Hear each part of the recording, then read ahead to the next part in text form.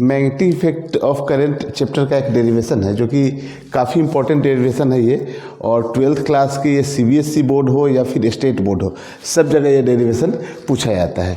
तो देखिए इसमें क्या कहा गया है, magnetic field at a point on the axis of a circular coil carrying current. एक सर्कुलर कॉइल है ना, इससे करंट कैरी कर रहा है कुछ, है ना, इससे कुछ करंट कैरी कर रहा है आई, और इसके कारण यहाँ इसके जो सेंटर है ना, इसके सेंटर से कुछ यहाँ से हम लोग x डिस्टेंस ले लेते हैं, यहाँ से x डिस्टेंस पे यहाँ पे हम लोग को मैग्नेटिक फील्ड फाइंड करना है। ठीक है, वही कहा गया है यहाँ पे, consider a circular coil of radius a। इस सर्कुलर कॉइल की रेडियस कितनी है, a है, विथ सेंटर o, है ना, सेंटर का नाम आप दे दीजिए o। I is the current flowing through the coil, है ना, करंट ये कॉइल से जो है ना वो I फ्लो हो रहा है। ठीक है ना, तो देखिए हम लोग जानते हैं कि किसी कंडक्टर से जैसे करंट फ्लो होता है ना, ठीक है, जैसे इस कंडक्टर से करंट फ्लो हो रहा है ना, तो हम लोग को मैग्नेटिक फील्ड निकालना होता है। तो मैग्नेटिक फील्ड जैसे यहाँ से कुछ डिस्टेंस आगे मैग्नेटिक फील्ड कितना होगा, तो हम लोग क्या करते हैं, अंगूठे को ऐसे रखते हैं और जहाँ पे मैग्नेटिक फील्ड निकालना रहता है ना, वहाँ पे इस उंगली को ले जाते हैं ऐसे, और देखिए इसका डायरेक्शन कैसे नीचे की तरफ है, तो मैग्नेटिक फील्ड कैसे होगा, यहाँ डाउनवर्ड डायरेक्शन में होगा।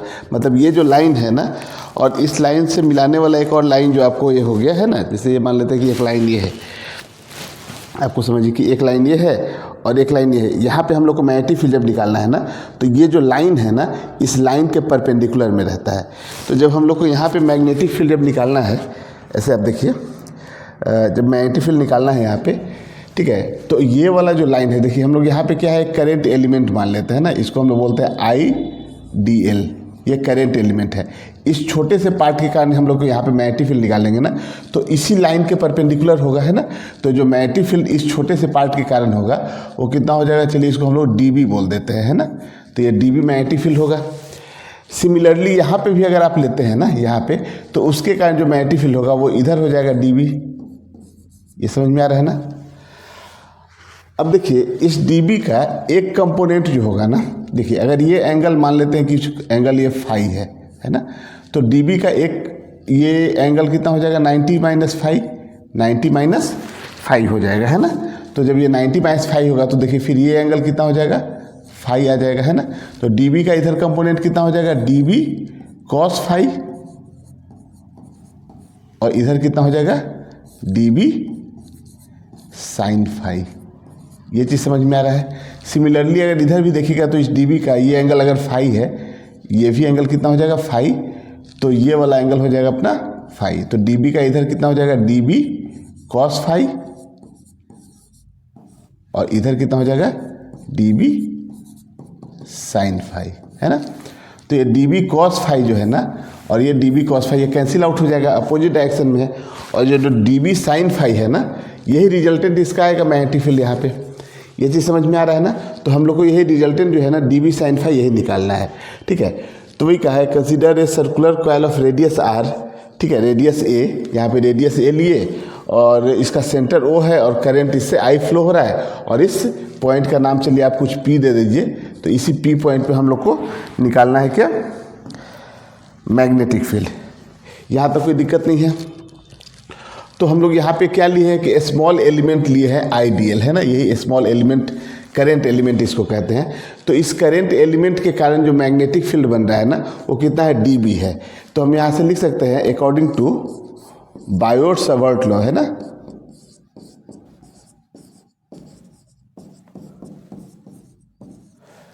ठीक है ना, magnetic field due to current element IDL के कारण, है ना, मैग्नेटिक फील्ड निकालना है, मैग्नेटिक फील्ड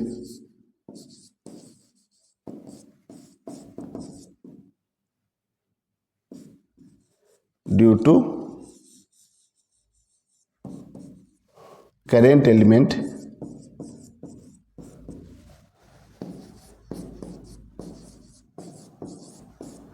IDL, है ना।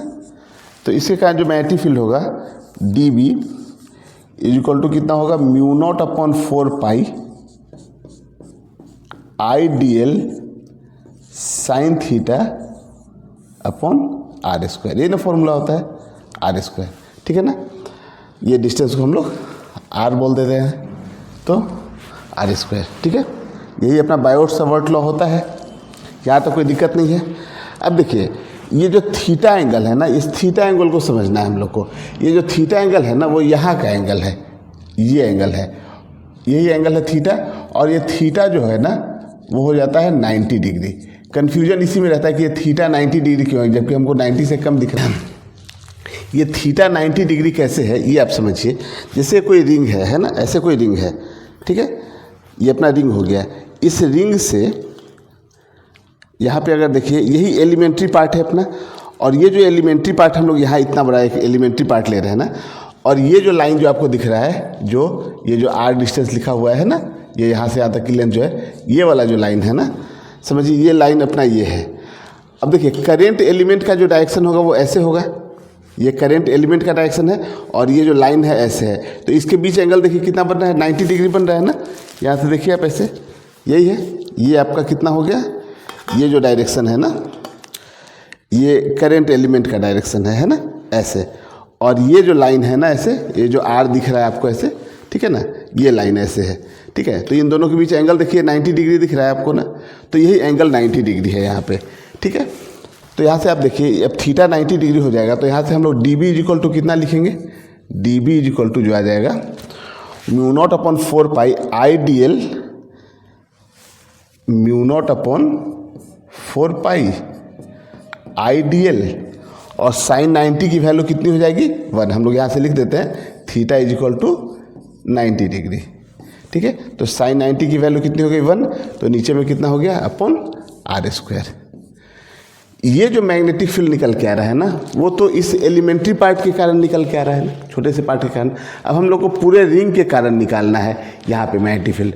तो जो डी बी इफेक्टिव जो होगा ना, डी बी जो अपना इफेक्टिव होगा वो कितना हो जाएगा, डी बी साइन फाई। ये चीज़ समझ में आ रहा है ना, डी बी साइन फाई। और यहाँ से देखिए साइन फाई की वैल्यू अगर हम लोग निकालें यहाँ से, तो देखिए साइन फाई की जो वैल्यू होगी, साइन फाई की जो वैल्यू होगी वो कितनी हो जाएगी, परपेंडिकुलर अपॉन हाइपोटेनस, यानी कि कितना हो जाएगा ए अपॉन आर। और ये जो आर है ना, आर की वैल्यू कितनी हो जाएगी आप यहाँ से देखिए, तो ए स्क्वायर प्लस एक्स स्क्वायर का अंडर रूट। तो आर की जगह पे आप ये भी लिख सकते हैं, तो sine phi is equal to a upon under root में लिख सकते हैं कितना, a square plus x square. यहाँ तक कोई दिक्कत नहीं है, ठीक है। तो अब देखिए यहाँ से डी बी जो इफेक्टिव है इज इक्वल टू कितना है, हम लोग लिखे हैं डी बी साइन फाई, है ना। और डी बी की जो वैल्यू थी वो कितनी थी, mu not upon 4 pi I D L upon R square. और यहाँ से आप देखिए तो आर जो है ना वो किसके बराबर है, ए स्क्वायर प्लस एक्स स्क्वायर का अंडर रूट, और रूट से स्क्वायर कैंसिल हो जाएगा यहाँ पे। तो हम लोग लिख सकते हैं कि ए स्क्वायर प्लस एक्स स्क्वायर। ये चीज़ समझ में आ रहा है ना। और साइन फाई की वैल्यू कितनी आई थी, ए अपॉन अंडर रूट में ए स्क्वायर प्लस एक्स स्क्वायर। और इसको हम लोग ऐसा भी लिख सकते हैं, इसका पावर 1/2, 1/2 का मतलब अंडर रूट आ गया, है ना। तो यही डी बी इफेक्टिव है। अब डी बी इफेक्टिव, अब क्या करते हैं हम लोग कि इंटीग्रेट कर लेते हैं दोनों साइड। अगर आप इंटीग्रेट कर लीजिए तो डी बी का इंटीग्रेशन हो जाएगा बी, और यहाँ पे जब आप इंटीग्रेट करेंगे ना तो लिमिट देखिए कहाँ से कहाँ तक लेंगे। तो अगर कंप्लीट एक राउंड अगर बनाता है, ये एक राउंड होता है ना, तो टोटल लेंथ इसकी कितनी हो जाएगी, डीएल की टोटल लेंथ कितनी हो जाएगी, 2 पाई इंटू रेडियस। और रेडियस यहाँ पे है, ये ए है, तो हम लोग यहाँ से क्या लिखते हैं, 0 से लेकर और कहाँ तक, 2 पाई ए तक। अब हम लोग को बस ये इंटीग्रेट कर लेना है यहाँ से। तो देखिए यहाँ से कांस्टेंट जो टर्म है उसको बाहर निकालिए, तो mu not upon 4 pi constant है, आई कांस्टेंट है, रेडियस भी अपनी कांस्टेंट है ए, ठीक है। और नीचे में देखिए तो यहाँ पे पावर 1 है और यहाँ 1/2 है, तो ए स्क्वायर प्लस एक्स स्क्वायर का पावर कितना हो जाएगा, 3/2। ये सारी वैल्यू कांस्टेंट है, बस वेरिएबल कौन सा रह गया अपना, डीएल। और इंटीग्रेट कहाँ से करना है, 0 से लेकर 2 पाई ए तक। अब देखिए mu not upon 4 pi I by I a और upon a square plus x square लिखते हैं यहाँ पे टू द पावर 3/2। अब ये देखिए डीएल का जो इंटीग्रेशन होगा वो कितना हो जाएगा एल, और लोअर लिमिट 0 और अपर लिमिट 2 पाई ए। तो लोअर लिमिट जब आप 0 रखिएगा तब तो 0 ही हो जाएगा, तो केवल अपर लिमिट हम लोग यहाँ रखेंगे। तो देखिए यहाँ से जो बी निकल के रहेगा अपना वो कितना हो गया, ये तो अपना कांस्टेंट वैल्यू है, डीएल का इंटीग्रेशन कितना हो जाएगा एल, और अपर लिमिट रख देंगे 2 पाई ए। तो देखिए यहाँ से mu not I A upon 4 पाई और ए स्क्वायर प्लस एक्स स्क्वायर का पावर 3/2 है अपना, ठीक है ना। ये तो पूरा वही टर्म है, और यहाँ पे एल की जगह पे 2 पाई ए रख लेते हैं यहाँ पे। तो ये कितना निकल के आ गया 2 पाई ए, ठीक है। तो देखिए हम लोग म्यू नॉट अपॉन, ऐसे तो 2 पाई से 2 पाई आपका चाहिए तो कैंसिल कर लीजिए, लेकिन म्यू नॉट अपॉन 4 पाई की वैल्यू होती है 10⁻⁻7, ठीक है। तो इसलिए हम लोग उस टर्म को कैंसिल नहीं कर रहे हैं। तो यहाँ से हम लोग लिख सकते हैं mu naught upon 4 pi 2 pi I A square upon a square plus x square का पावर कितना हो गया 3/2, ठीक है ना। तो यही बी का फॉर्मूला निकल के आ जाता है, किसके लिए, सर्कुलर कॉइल के एक्सिस पे, है ना, ठीक है ना। लेकिन अगर इस कॉइल में एन टर्न हो, है ना, एन टर्न हो, तो magnetic field n times increase कर जाएगा, है ना। तो हम लोग मैग्नेटिक फील्ड का जो फॉर्मूला लिखेंगे if coil have an turn, है ना, तो यहाँ से बी निकल कर आ जाएगा, इसी में एन से मल्टीप्लाई कर देना है। तो mu not upon 4 pi 2 pi N I A square upon a square plus x square का पावर 3/2। तो ये फॉर्मूला हम लोग को निकल कर आता है, और यहाँ तक आपको डेराइव करना है, ठीक है ना। तो एक बार देख लीजिए कैसा। सबसे पहले क्या था हम लोग का, एक सर्कुलर कॉइल है, ठीक है, इससे करंट फ्लो हो रहा है आई, और एक छोटा सा एलिमेंट्री पार्ट हम लोग लिए यहाँ पे आईडीएल, और इसके कारण हम लोग को यहाँ पे मैग्नेटिक फील्ड निकालना था। इसका जो मैग्नेटिक फील्ड होगा ना, वो हम लोग जानते हैं कि बायोट सावर्ट लॉ से जो फॉर्मूला आता है mu not upon 4 pi I D L sine theta upon R square. यहाँ पे ये थीटा 90 डिग्री है, ठीक है, इसलिए साइन 90 के कारण ये क्या हो गया, ये 1 हो गई वैल्यू, तो mu not upon 4 pi I D L upon R square, ठीक है।